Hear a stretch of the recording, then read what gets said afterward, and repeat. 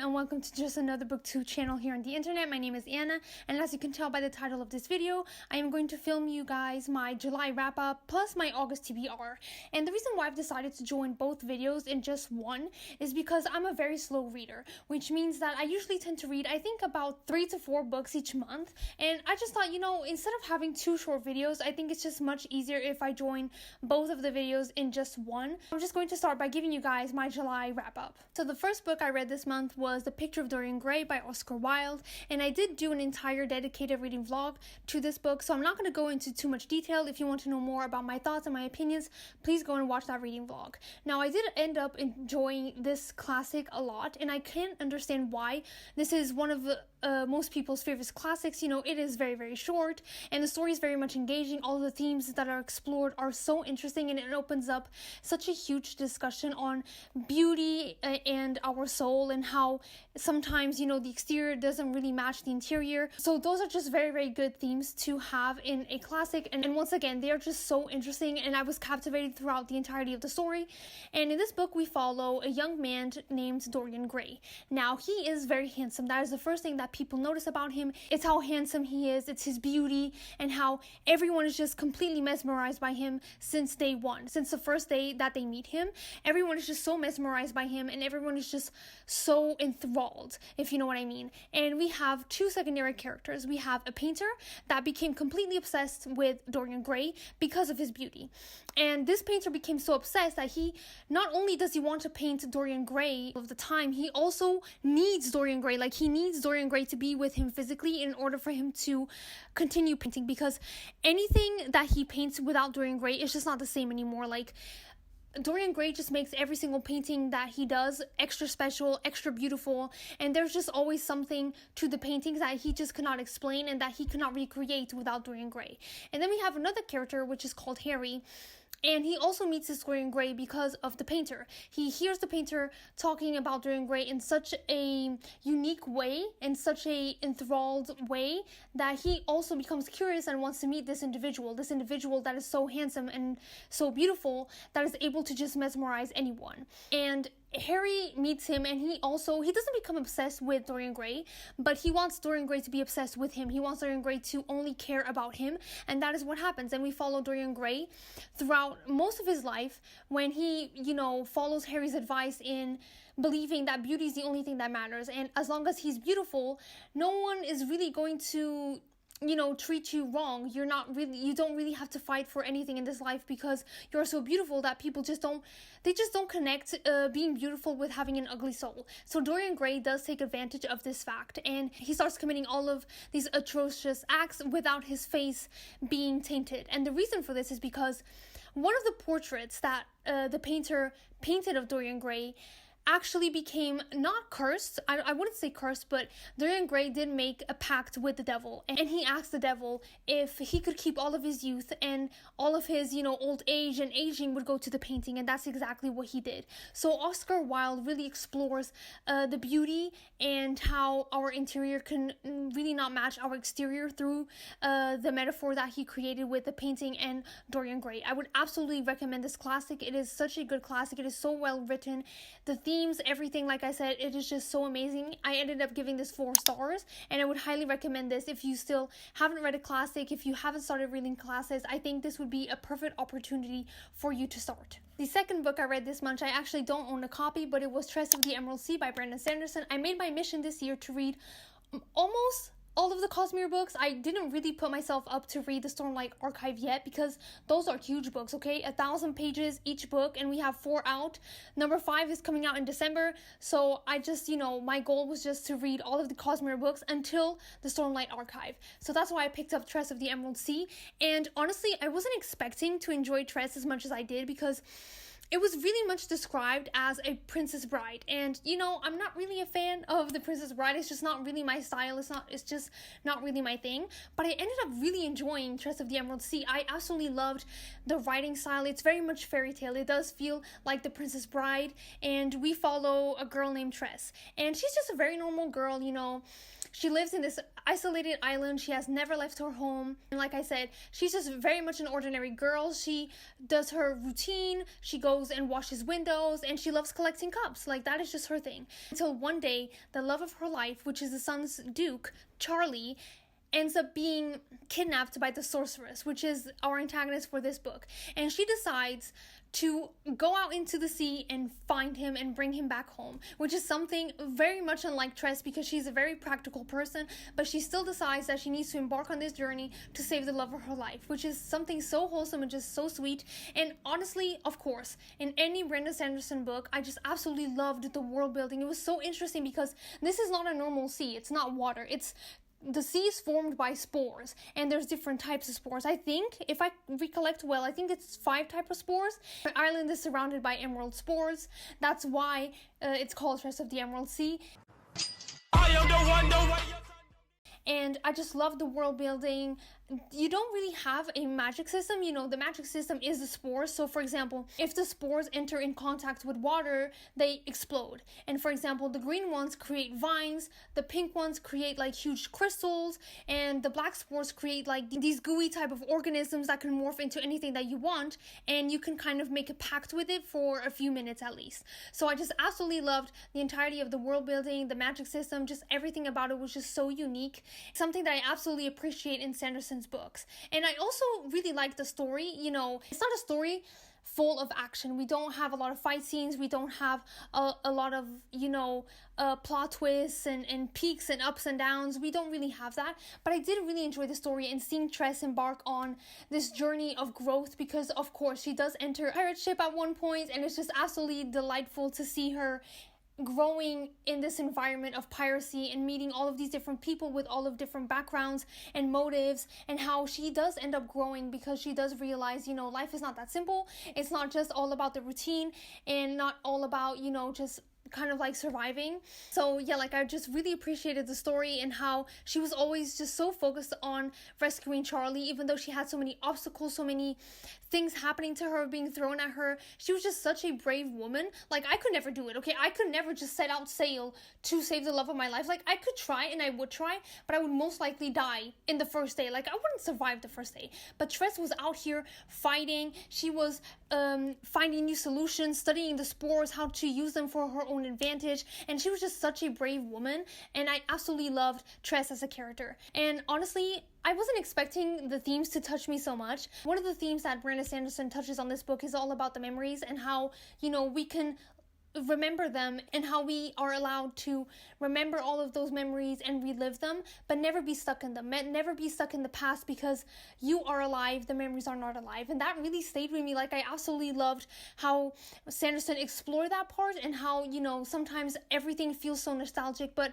it wasn't even that great. All of those memories that feel nostalgic, they weren't even that great. Maybe we just remember only the good moments, because back then our lives were easier, and maybe this moment is not as easy, but it doesn't mean that those memories are better than living in the present, if you know what I mean. I just absolutely loved all of the themes. I did end up giving it a 4-star because, like I said, the story's not very action-packed. It's not a lot of, action. There was one plot twist that I was not expecting at all. I don't know how I didn't see it coming, but I didn't. So I did appreciate that at the end, but I really loved all of the connections to the Cosmere. If you read the Cosmere and if you're up to par with everything, then you know what I'm talking about. Like, every time I find a clue about the Cosmere, I just get so excited. Like, it's just that one thing where I'm like, I'm smart. Like, I can actually see things, you know what I mean? Like, I can actually connect the dots and create all of these conspiracy theories. So I ended up giving it 4 stars. I really, really liked it. I think a lot of people would like Tress of the Emerald Sea as well. If you do like fairy tales and, the vibes of Princess Bride, then I would highly recommend Tress of the Emerald Sea by Brandon Sanderson. And the third and last book that I read for this month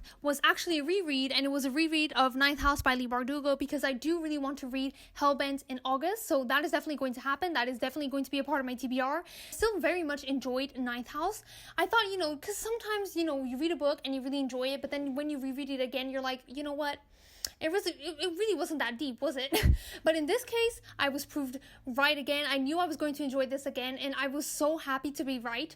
So in this book, we follow Alex Stern, and she has a very peculiar gift, which is she is able to see ghosts. This is something very special because we have secret societies at Yale that, you know, deal with the occult. We have 9 different societies. 8 of them actually specialize in a field. We have a society that deals with a lot of cryptids. We have another society that deals with language and manuscript, another one that deals with the psychedelic, with illusions, just a lot of, you know, different types of powers in the occult. But the 9th society is actually different, because the Lethe Society, as it's called, their number one purpose is to kind of act as a policeman towards all of the other societies. So their main objective is to just make sure that the other societies do not use their powers and their potions and everything else and their knowledge against normal people.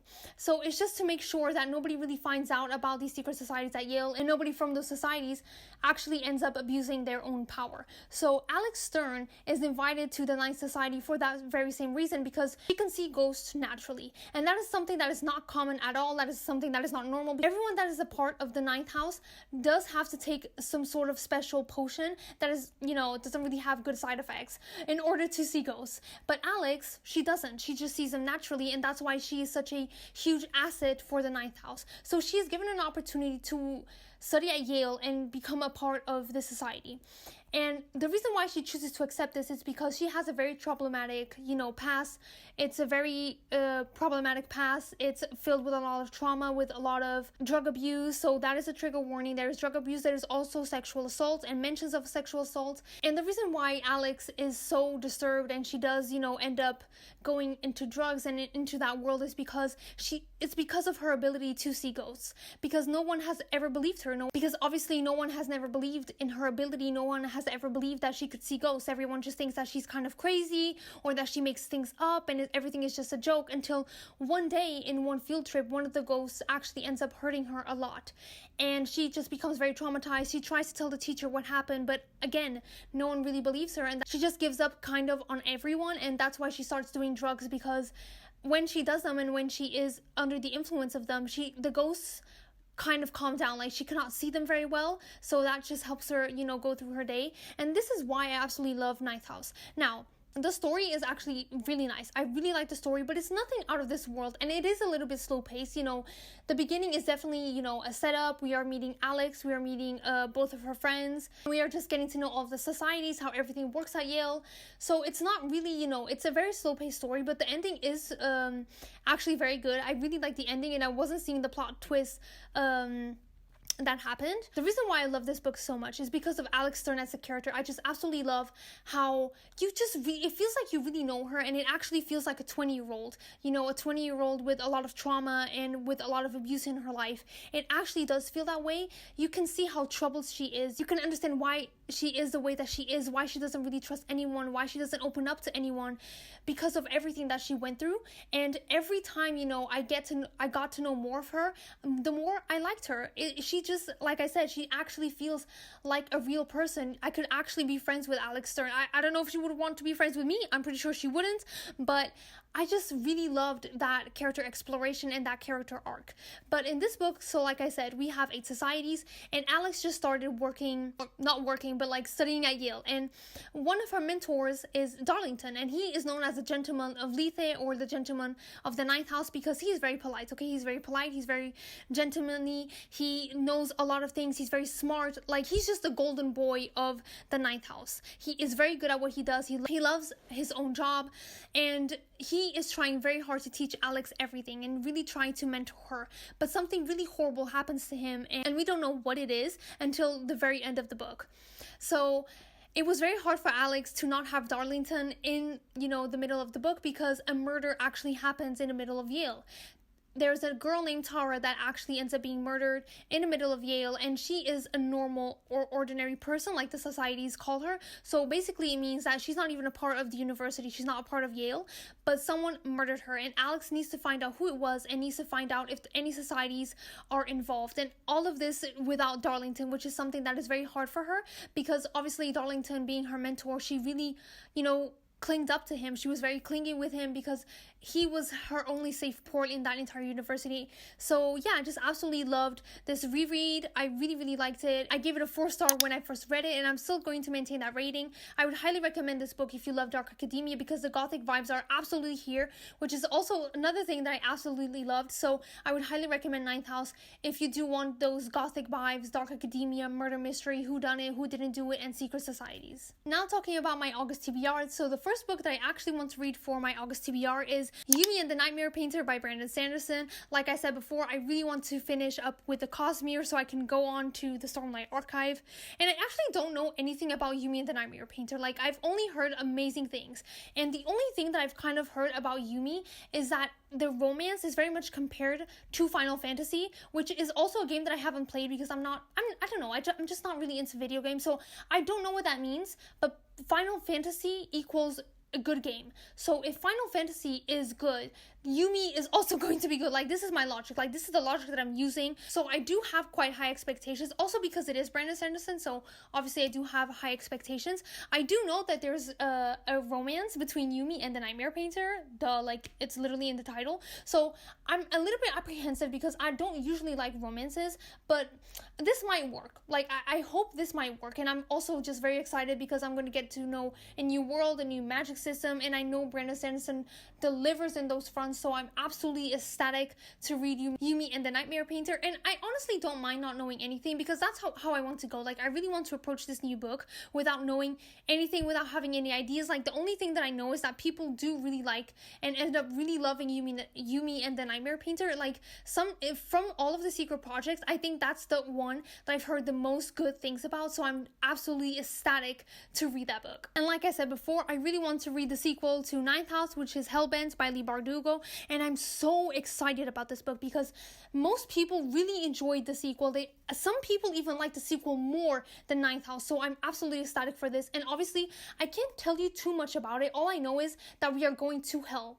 And the reason why we are going to hell is because we have to rescue a certain person that got stuck in there. And I'm just absolutely ecstatic for this because we're going to hell. Like, come on now. Like, Ninth House, I did enjoy it, and it is kind of fantasy because we do have magic, but we don't have a lot of, fantastical elements. It's still Yale, it's still our normal world, so it doesn't have that, fantastic element of world building. But I'm very excited for this one because we are going to hell. So I'm very excited to see how Leigh Bardugo views hell, how she's going to portray it, what type of creatures are going to be lurking there. Are there, going to be different levels? Are we going to have different sections, different princes, kings? Like, I'm just absolutely so ecstatic for this book, and I really hope this delivers because I've heard such amazing things about this book, and this is one of my most anticipated sequels for this year besides Nona and Empire of the Damned. So I really hope this is good.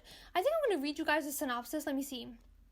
I can read you guys a little bit. I just have to withhold some information. Galaxy, which is Alex Stern, is determined to break someone out of hell, even if it endangers her future at Lethe and at Yale.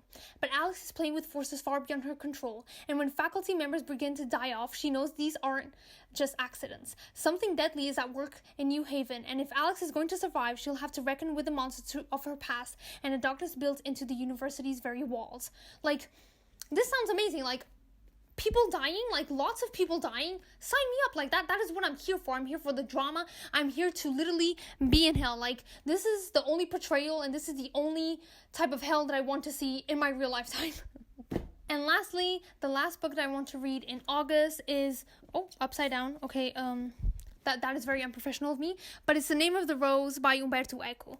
Now, I know this is not a classic because this has only come out, 70 years ago, so it hasn't been like 100 years, so I can consider it, in my mind, an actual classic. But I am going to cheat and say that this is a classic because I absolutely know that this is going to be one. Like, this is just that one staple of, like, historical fantasy with murder mystery. Like, I absolutely know that people rave about this, and I'm very excited to read this because I've only heard good things about this. And you know me, like, I absolutely love a murder mystery. Like, whodunit in a monastery? Like, in a monastery? absolutely want that. I am a little bit afraid because this is historical fiction. So this has nothing fantastical. It's not going to have, fantasy elements anywhere. And I don't really like history. Like, history is just not my thing. It's just not my forte. I never really, it is important. And obviously, I do recognize that history is very important. But it's just not something that I vibe with too much. You know what I mean? So I am a little bit scared because this is historical fantasy. But I'm also very hopeful that the murder mystery is going to keep me engaged, because something that I absolutely love is a discussion of religion. And this is placed and the setting is at a monastery, so I am very intrigued with that. I just really want the monastery vibes, the mysteriousness, how the gothic of it all, and how isolated everyone is, how the monks have, all of them have secrets, what they do, what is their routine. I just absolutely find that interesting. So I'm very excited for this book. Plus, also, this book is going to have, a lot of talk about translating works, which is something that I always find so fascinating, how these monks, translated all different types of fiction, all different types of works. Obviously, there was a lot of censorship. I can't really deny that back in that day, but just seeing, how they worked and how detailed all of them were with their writing, with their structure. I don't know, that just really fascinates me. That is something that really, really fascinates me. I can't tell you what, a lot is about. I just know there's, a murder at the monastery, and one of the monks is just trying to find out and figure out who did it, because, they do say it's, suicide, because I do think, and I could be wrong, but I do think he is thrown out the window. So most people just think it's a suicide, it is what it is. There's not really much to investigate. But the monk who starts investigating, he starts to think maybe this wasn't really a suicide. I think someone actually murdered this man. So yeah, I'm just very, very excited to read this book. And that is it for this video, guys. These were all the books that I read in July. And I'm actually really happy with all of the books that I read, because they were all 4 stars. I absolutely had a great reading month, because last month in June, it just wasn't really that great. I am still a little bit sad because I haven't found a 5-star since I think March, because the only 5-star that I have given this year has been to Jade Legacy. There's just nothing that I feel like is going to top that book. And it's a little bit sad because I really want to find, another book that I'm just completely obsessed over with. And I have high hopes for Hellbent. I think Hellbent has to be the one, because if it's not, I really don't know what's going to be a 5-star for the rest of the year. I'm just so hyped for Hellbent. I'm so excited for it. All of the reviews have been, hyping it up, and that is the only hope that I have of finding a 5-star, at least for the next month of August. I am so confident that I'm going to like all of the books that I picked out in August, so I'm very hyped up for that TBR. I do want to mention something before I do let you guys go, which is I didn't read Vicious Spirits in July. I did say I was going to read it, I added it to my July TBR, but I just didn't really feel like reading it, and I don't think I'm going to, because I read Wicked Fox, I think it was in May, and I didn't really like it. It's just not for me, it's not a bad book by any means, but it's just not my thing. It's just not my vibe. I ended up giving it 2.5 stars. It was entertaining, it was fun, but it wasn't, it's just not that deep, and it's just not something that I really want to waste my time on. So I decided to not read Vicious Spirits. And I'm also currently reading The Last Argument of Kings. I've been slowly reading it with my boyfriend. I am buddy reading it with him, and I am 60% of the way through, so I don't really want to give you guys my opinion, but honestly, I'm going to give you guys, a teeny bit of my opinion, which is it's okay. It's meh.